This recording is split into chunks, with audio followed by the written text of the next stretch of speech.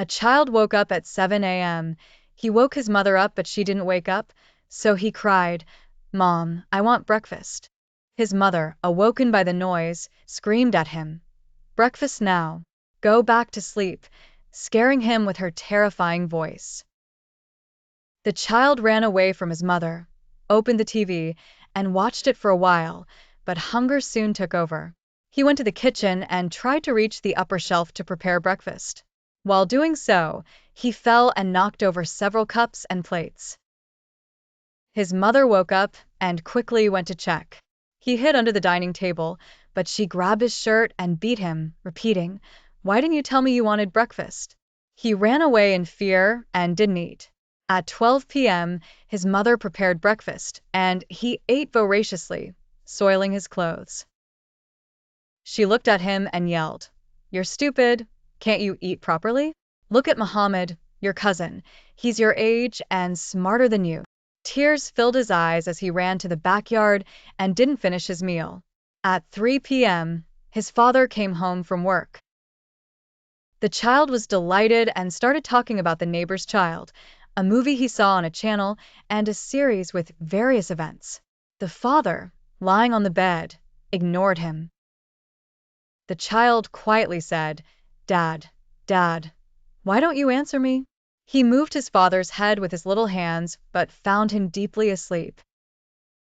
At 5 p.m., friends of the child's mother gathered at their house.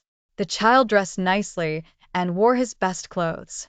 When he was about to enter the guest room, his mother pulled him by the hand and said, "Didn't I tell you not to come in? Do you want to embarrass me in front of the women? Go to the TV or play with the neighbor's kids."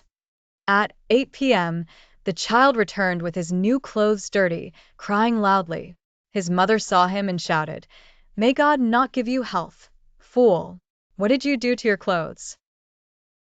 He wanted to complain about Ahmed, the neighbor's son who had hit him and said rude things, but his mother beat him before he could speak.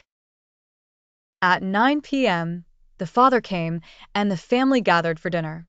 The child wanted to talk about the neighbor's son, but every time he tried to speak, his father said, "I'm tired and not in the mood for your nonsense." At 10 p.m., the child fell asleep in front of his toys. His mother came to carry him, showering him with warm kisses. She muttered, "I love you. You are the naughtiest child in the world."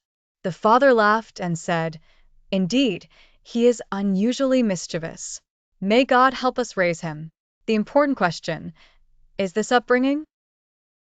Until when will we repeat mistakes and raise our children with such neglect and tolerance? And when will we benefit from psychological and educational studies?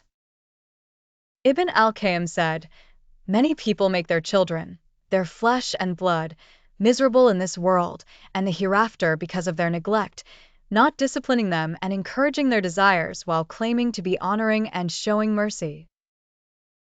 But in reality, they have humiliated them and wronged them." I hope this serves as a warning bell for every mother and father. May we learn from our bitter reality and not repeat the mistakes. Raising children might strain the heart and make the soul suffer their defiance, causing worry and anxiety for the parents. Ibn al-Qayyim said, "Some sins can only be atoned for by the concern parents have for their children. Blessed are those who care for raising their children in a manner that pleases Allah."